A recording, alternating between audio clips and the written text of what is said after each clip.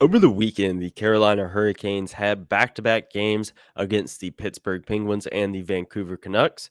In this episode, we'll be discussing how the Hurricanes came away with the win against the Pittsburgh Penguins on Saturday.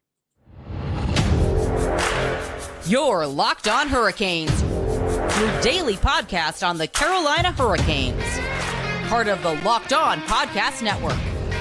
Your team every day.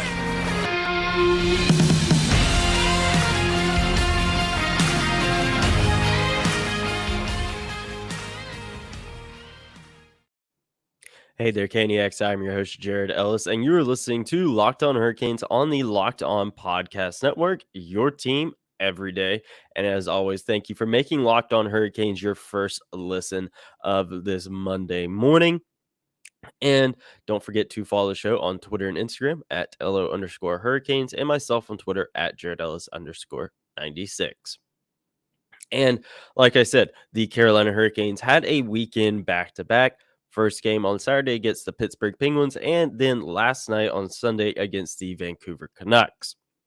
We will be discussing the Pittsburgh game with words from Brady Skeji, Freddie Andersen, Jalen Chatfield, and Rod Brind'Amour. We got a lot to get through with all of that, with all those guys and from that game. But first, we did have some news come out shortly before I hit the record button, and it was kind of came out last night from Kevin Weeks on Twitter, but it was official this morning, and that is Pyotr Kochetkov getting reassigned back to the Chicago Wolves.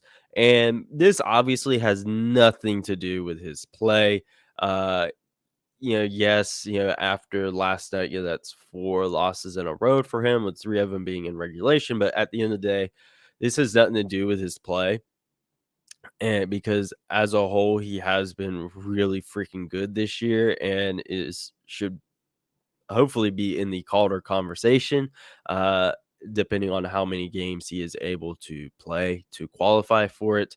Obviously, getting sent back to the AHL will definitely hurt that, but as a whole, he has been really good. This is simply because Freddie Andersen is back.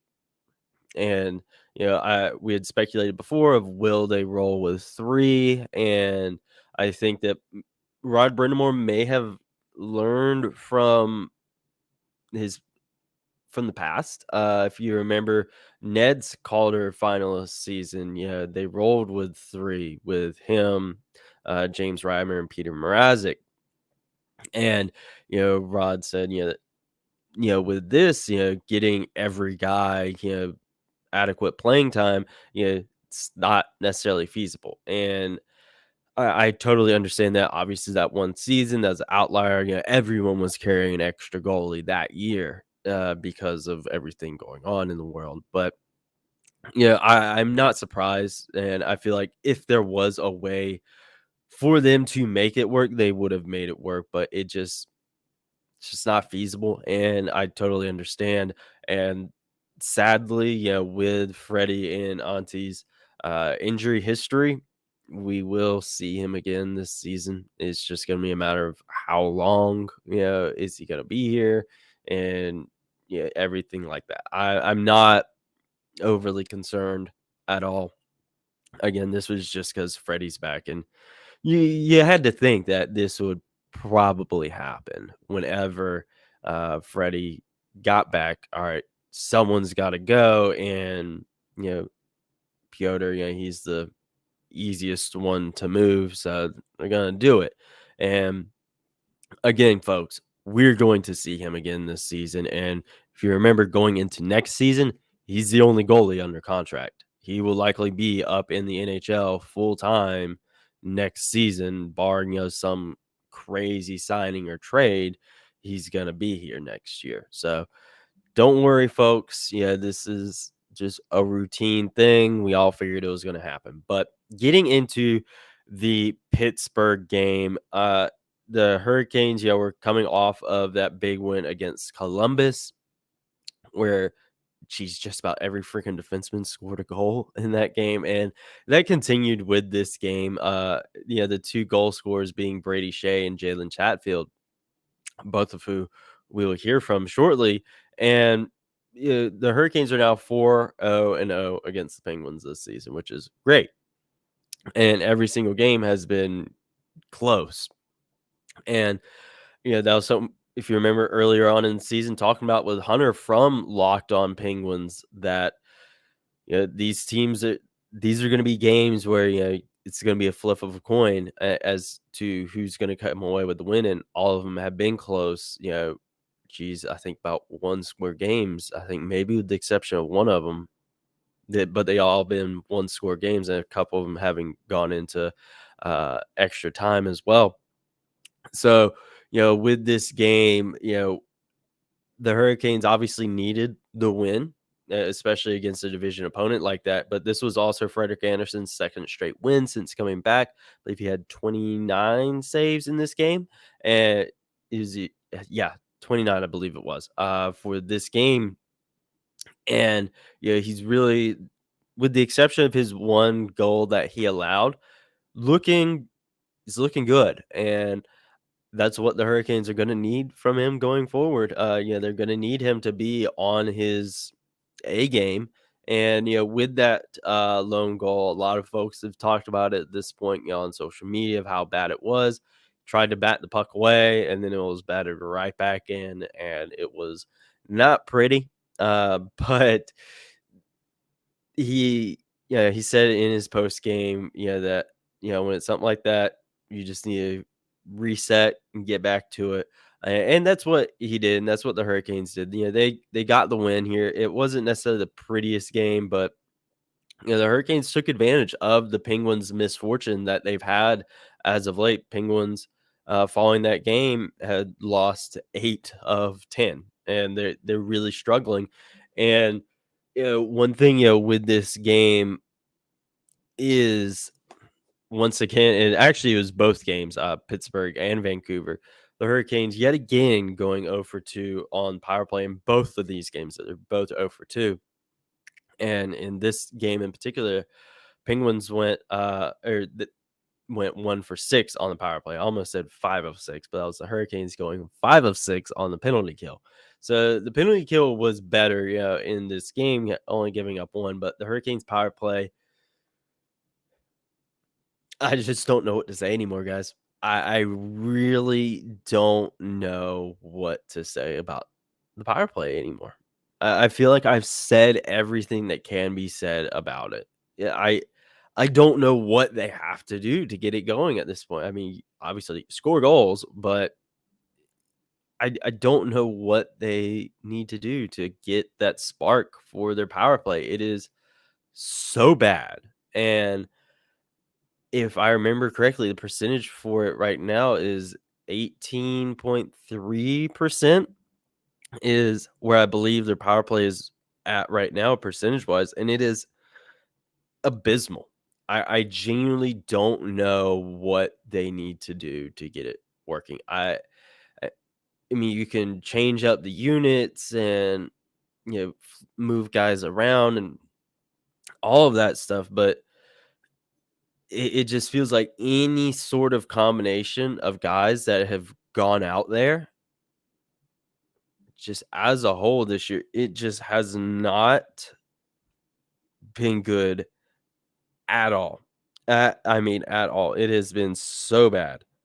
And right now, the Hurricanes power play, 18.3% and ranked 26th in the NHL. And for it, you look at the teams around them as well. It's not, it's Arizona ahead of them, and New York Islanders below them, then Nashville, Philly, Montreal, Columbus, and Anaheim. It's,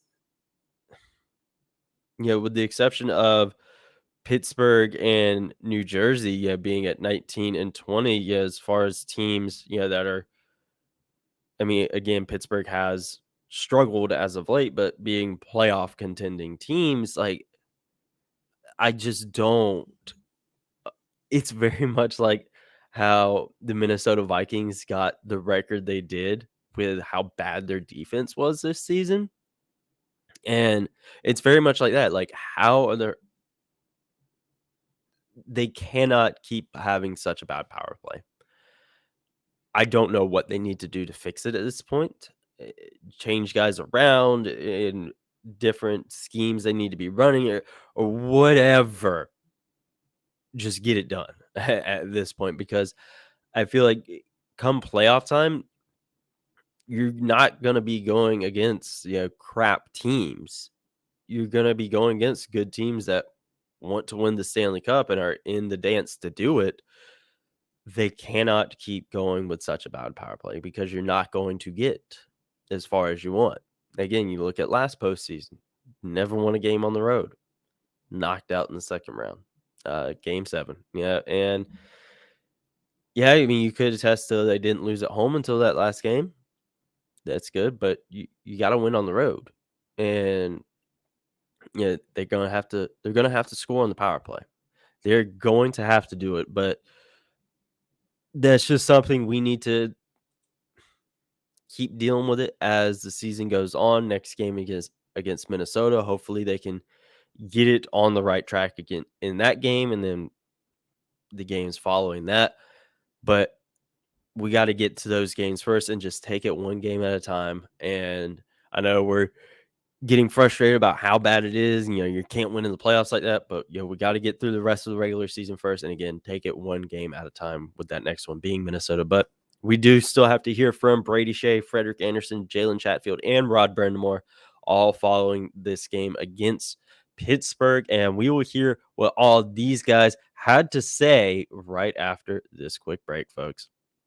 Now, this episode is brought to you by Athletic Greens.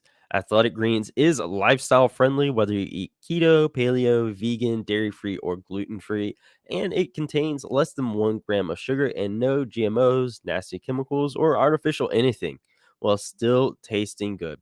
And it helps support better sleep quality and supports mental clarity and alertness, and it's the one thing with the best things. Athletic Greens uses the best of the best products based on the latest science, with constant product iterations and third-party testing. And folks, multivitamins are very important, and tons of people take some kind of multivitamin, and it's important to choose one with highly quality ingredients that your body will actually absorb. And AG1 is a small micro habit with big benefits. It's one thing that you can do every single day to take great care of yourself, and your subscription comes with a year's supply of vitamin D, which is so important in these winter months when we don't get as much sunlight, because it's cold outside, folks. So right now, it's time to reclaim your health and arm your immune system with convenient daily nutrition. It's just 1 scoop in a cup of water every day. That's it. No need for a million different pills and supplements to look out for your health. To make it easy, Athletic Greens is going to give you a free 1-year supply of immune-supporting vitamin D and 5 free travel packs with your first purchase. All you have to do is visit athleticgreens.com/NHL network. Again, that is athleticgreens.com/NHL network to take ownership over your health and pick up the daily nutritional insurance. Now, folks, again, we did get to hear from Brady Skeji, Freddie Andersen, Jalen Chatfield, and Rod Brind'Amour, and we'll hear from the goal scorers first. We're going to hear from Brady Skeji and Jalen Chatfield, starting with Mr. Brady Skeji. First off, can you talk a little about penalty killing and how it seemed like a lot of calls maybe didn't go your way tonight, but PK comes up pretty big. Yeah, huge. I mean, it was just an all-around great effort by the PK. Obviously, starts with goaltending. Freddie played amazing tonight, and then some big kills, especially at the end of the game there. All 4 guys on the ice, Slavo and Pesh, Jordo and Marty did an unbelievable job. So a lot of credit to the PK tonight. Obviously, it was a huge part of the game. Burnsy on the face-off. Snapped that back. Yeah, that was nice. Yeah. I don't know if you guys saw. The bench was pretty excited when we saw that. So obviously, that was a fun part of the game.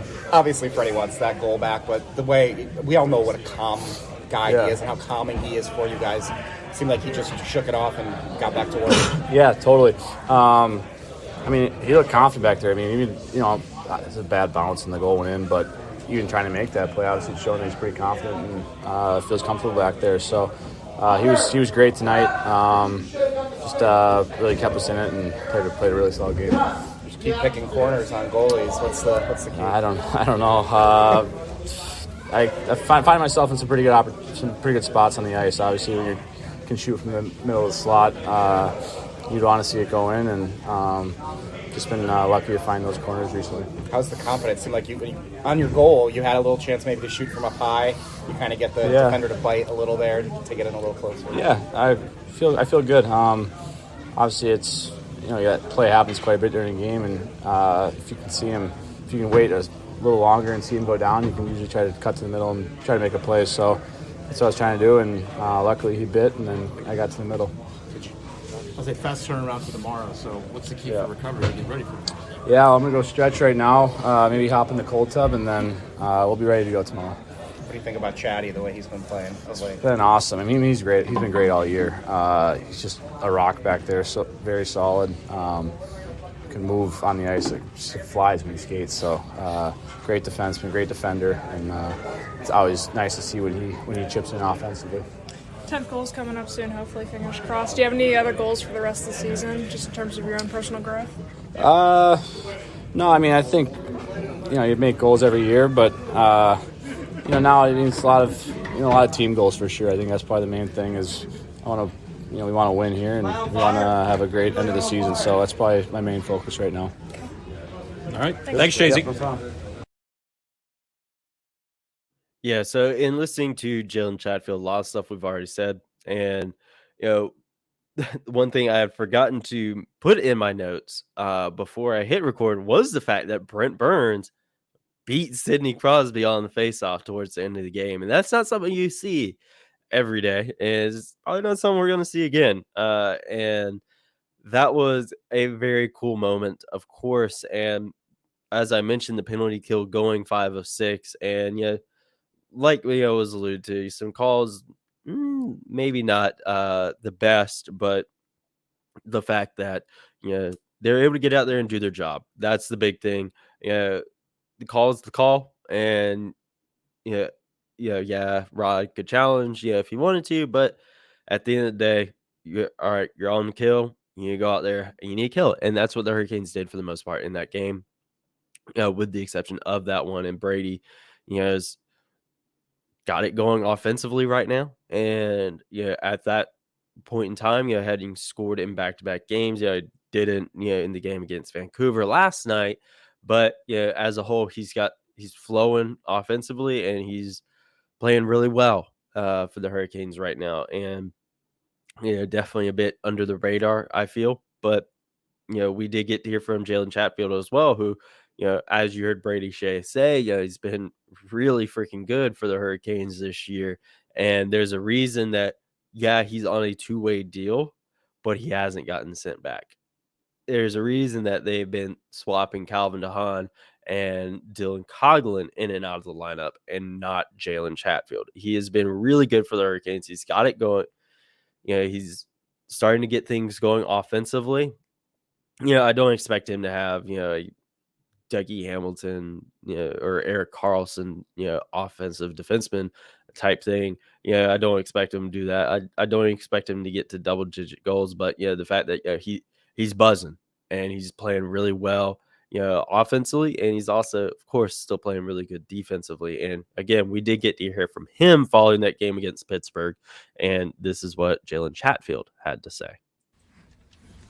Jalen, you said to me this morning you just needed to get one, and you'd get going. So now 4 and 2 games in a row. Can you talk a little about this little turn of events for you? Yeah, I was joking about that, but obviously you take any chance to score a goal in this league, and I got great players around me, making plays to help me do that, and I just got a shooting mentality, and you just throw it on that, and good things happen. How nice of a play is that by Aho to draw the 2 guys, and then you scoot up and he finds you that? Yeah, no, it was a beautiful play. Right in my wheelhouse, got a good shot, and I went in. Penalty kill tonight, probably the biggest key of the game, would you say? Yeah, I mean, that can win games for sure. You got to be dialed in on that, and, I think we were from, the start of this game, and, we got a few too many penalties probably, but, when the penalty kill plays like that, you're going to win games. It's just been good to kind of get back to an identity after the little, 4-game skid there. It seems like you guys are back to doing exactly what you want to do. Yeah, I mean, we know what we want to do every night, even when we lose. We stuck to the game plan, and we knew it was going to turn around sooner than later. And now you can see us starting to win again. How's your confidence feeling personally? It's good. I've always tried to have confidence. You got to have confidence to play in this league, where you won't be making plays, and you probably won't play to your full potential. So every day I try to refresh it and come in ready to go and trust in myself. So you've been scoring, obviously, but just in personal life, you have a kid on the way coming up here, and you and your girlfriend announced. Just how's life been for you personally over the last few months? It's been great. Getting to live in Raleigh. I love living here. The hockey team is great. The organization, everything. Feeling really at home here, and like I said, got the baby on the way. So that's always a little extra jump for me, excitement. Playing for him. So even though he's not here yet, but in the back of my mind.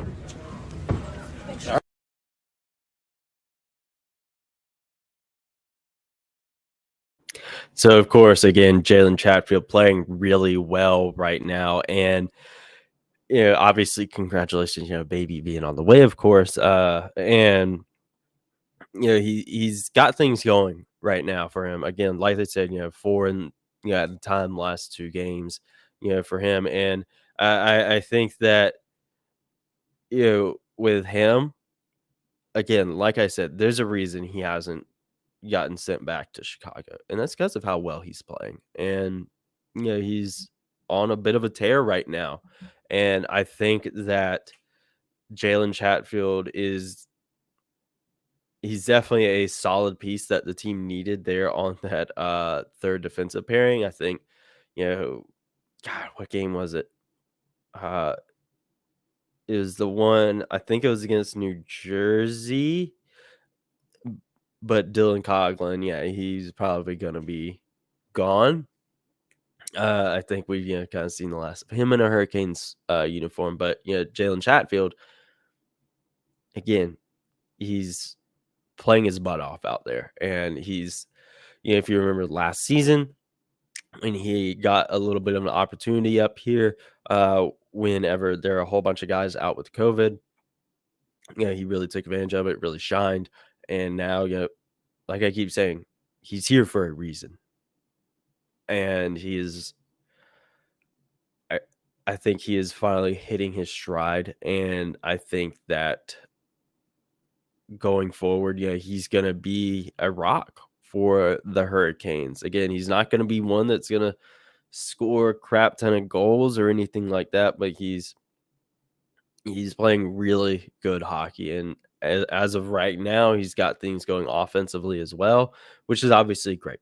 And again, you go back to that game against Columbus, and heck, this game against Pittsburgh too. The defensemen were doing all the work in terms of getting the puck in the back of the net. So Jalen Chatfield, he's a bright spot for the Hurricanes right now, and I'm thoroughly enjoying it. But we do have Freddie Andersen back now, and he was a big reason the Hurricanes came away with the win, in this game against Pittsburgh, because like Brady Skeji said, maybe some calls that they didn't necessarily like, and the penalty kill did their job, but Freddie Andersen, he did as well. It comes down to goaltending, and aside from that one goal, he was really good for the Hurricanes against Pittsburgh, and he's hasn't looked like he's missed a step or anything.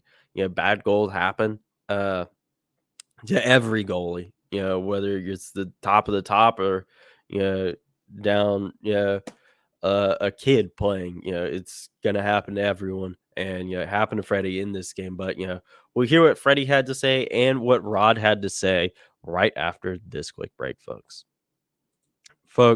BetOnline is your number one source for sports betting info, stats, news, and analysis.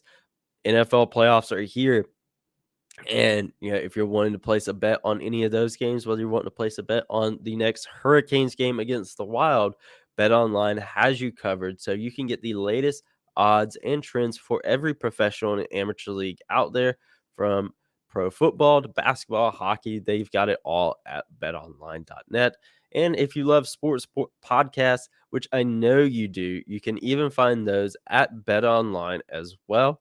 and they are the fastest and easiest way to get all of your betting info. So head over to their website today or use your mobile device to learn more. BetOnline, where the game starts. Now, folks, again, we did get to hear from Freddie Andersen and Rod Brind'Amour following that game against Pittsburgh. And Freddie Andersen, like I said at the top of the episode, him coming back, you kind of figured would mean Pyotr Kochetkov, goes back to Chicago. But, we're going to see him again. And, with Freddie being back, I think it definitely means things are moving in the right direction for the Hurricanes in terms of injuries. Max Pacioretty, he's back, not necessarily back. He's just here. He never left. He's made his debut for the Hurricanes. Sebastian Aho, he was on the shelf for a bit. And now we have Freddie Andersen. He's back in the fold. Now we're just kind of waiting on Andre Kasha, which he's practicing. He's skating. He's just in the yellow no contact. But with his concussion history, I want him to take as much time as he needs. Just like Freddie. Freddie missed a lot of time. It was like 29 games he missed, and because of his lower body injury. And as they kept saying, I wanted him to take all the time that he needed because I didn't want him to risk coming back too early and then making the injury even worse than it already was. But this is what Freddie Andersen had to say after his second straight win on Saturday against the Pittsburgh Penguins.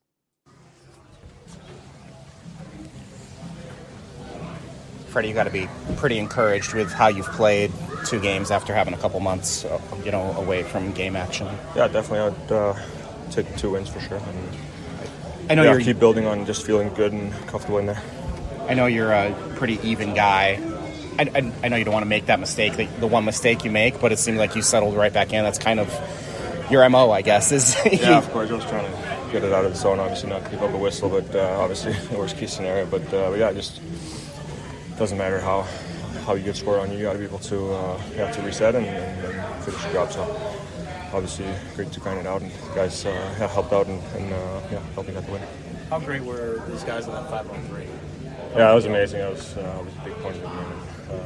Going into the third, and just lock them down, and then obviously Bergie with the face-off win there. And the third was awesome to see. So that was fun. Is it tough to watch for that long, trying to work your way back? Yeah, definitely. I think anyone who's been out longer periods of time will say they miss everything about playing and being part of the group, and obviously the road trips and so, et cetera. So definitely feels good to be back. How you feeling physically? Great.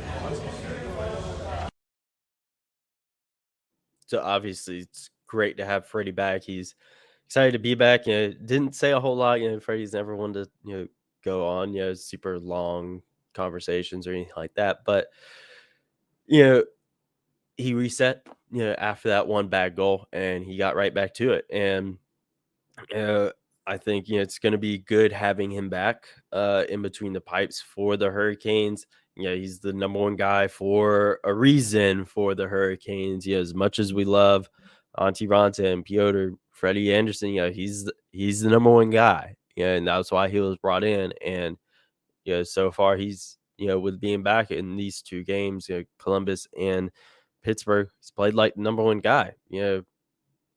And I think that he's may have a little bit of rusty moments here and there, but I think as time goes on, it'll get better. And then, we'll be on our way to playoffs and ready to go with Freddie Andersen being the goalie for us. Obviously, fingers crossed, nothing bad happens. But, I think with Freddie being back, I think that means, the Hurricanes, they can really focus on being a team, and not that they never were or never were not a team, but they haven't been fully healthy all year, aside from not even opening night, because Max Pacioretty wasn't here then. But they're finally almost completely healthy. We're just kind of waiting on Andre Kasha, and I think they can really just kind of focus on like, all right, this is what we're supposed to have, come, opening night. And hey, that's going to be really good for the Hurricanes. And then, we talk about, the depth of the team. Pyotr, getting sent back to the AHL this morning. All right, you still got him. Should something happen, you got him right there. And should someone else get hurt, I mean, you have such a deep talent pool. The Hurricanes are in really good. They're in really good shape, and that's going to be really good for them. Going forward the rest of the regular season and then into the playoffs. And it starts with goaltending, and we finally got all our goalies healthy for the most part. Maybe a couple of little minor aches and pains, but for the most part, everyone's healthy in terms of goaltending, and that's great. And now we're just again waiting on Andre Kasha. Again, don't want to rush, but before we know it, everyone's going to be healthy, and we're going to be ready to go with what we were originally planning back in October. But at the end of the day, gotta take it one day at a time. And we did get to hear from Rod Brind'Amour, of course, following that game against Pittsburgh. And this is what Rod had to say after that game.